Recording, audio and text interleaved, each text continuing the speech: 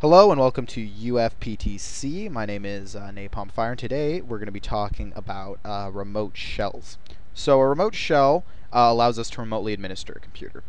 And Netcat has a nifty feature to be able to throw shells both ways to to a client or a server.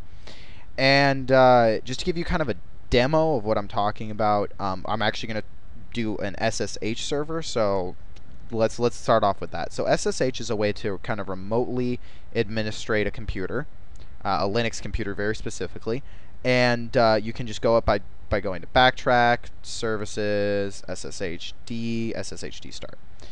So it'll start it. It'll probably ask you to do some special stuff. Oh, here we go. So we're all done here, and the server's all set up. So let's go over to here and let's actually connect to our local loop back to SSH.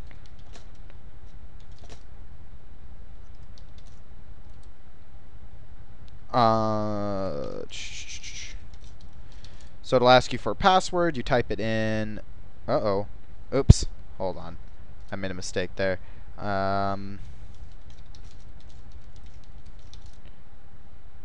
And there we go. So we actually, it doesn't even look like it right now, but we're actually we're looping back and accessing the computer as if we were accessing it from the outside.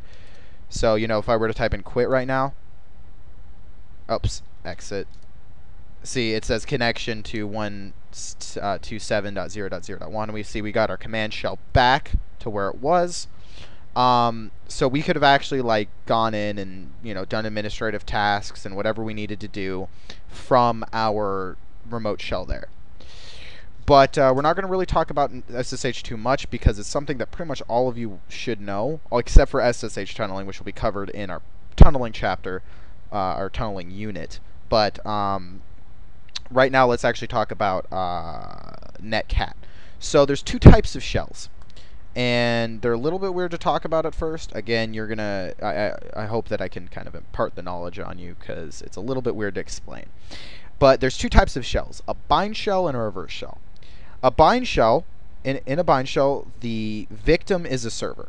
So what's going on is you want to remotely administrate. Here, actually, this is perfect. Let me just change this real quick. We're going to go into Bob's computer, and we're going to go into Janet's computer. So Janet needs to connect to Bob and remotely administrate his computer because Bob's an idiot and did something really, really stupid.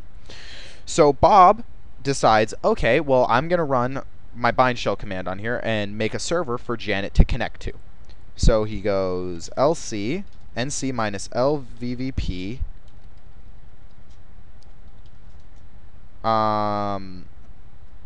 let's see, 1, 2, 3, 4, and then he goes -e. That tells it to connect Netcat to an executable, and we're gonna do in that executable, we're gonna make it /bin/bash, which is the bash terminal for those of you who are really Linux savvy. So we'll see we're listening on that port. So let's run a Netcat connection to Bob's computer.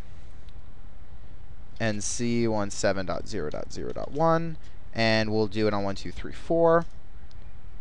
And let's type in help. And there we go. We see it worked. We got the help command working. So let's do ls, right? So we see where we are. And there we go. We can see we can move around and do what we want to. And go wherever we need to on the computer. And this one thing to point out though is that we don't have certain functionality. Like for instance, I don't have tab to complete. See, tabbing just actually puts in a real tab, so I can't tab anything out.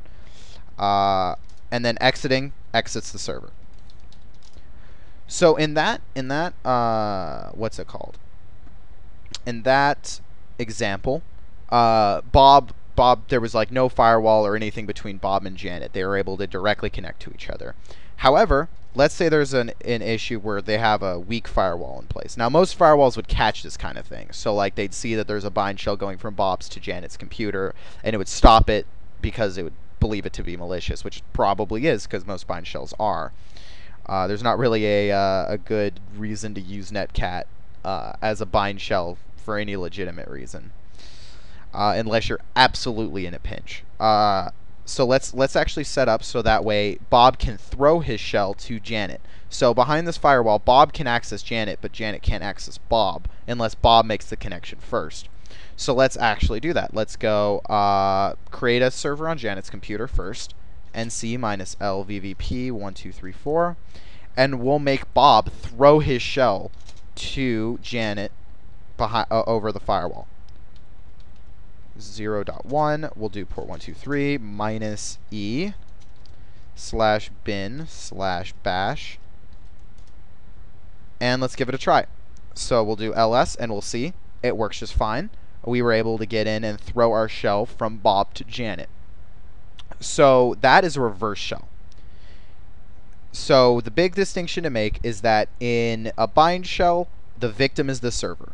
In a reverse shell, the victim is the client throwing the shell at the server. Now, there is an encrypted version of Netcat kicking around. I can't remember what it was called off the top of my head because I've never needed it. I usually use other methods to encrypt Netcat. But there is a really cool encrypted version of Netcat throwing around. And you can use this to actually throw encrypted shells to Janet in secure fashion. So that way, you know, you can't be listened in on, or a firewall can't figure out what you're doing and block it. Because firewalls, you know, will do content inspection and stuff like that, so they know what's going on. Now, lastly, I'm sure a couple of you are thinking, oh, well, Netcat would make an excellent backdoor. This is actually covered in the OSCP course, so I'm going to kind of steal their content a bit there. But so it can work as one. You can use Netcat as a backdoor. The problem is it's super noisy. It's unencrypted unless you get the encrypted version of Netcat.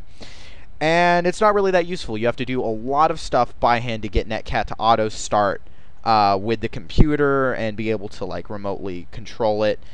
It takes a lot of extra work. There are much better methods out there, like Meterpreter, Metasploit's Meterpreter, or a remote access tool, or any of those. Those would be much better solutions than Netcat. Could you use Netcat as a backdoor? You certainly could.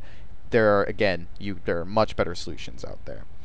However, I have come across this before where I've not been able to upload executables to servers, so it helps to use Netcat. It can be a very useful tool in a pinch, and it saved my butt multiple times where I've needed to, you know, upload a shell to a server, but I couldn't do it, so or I needed to send data to a server and I couldn't install software, but they had Netcat installed.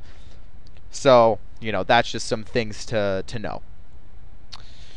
Anyways, so thank you for watching. Please subscribe. This is the last chapter for Netcats. In fact, next unit we're going to be talking about Wireshark, which is a really useful network packet sniffing tool, and we'll actually be using Netcat to show how you know, ports talk to one another across the internet.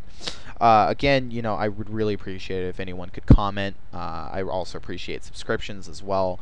So please don't be afraid to speak your mind and recommend things to be added to the course.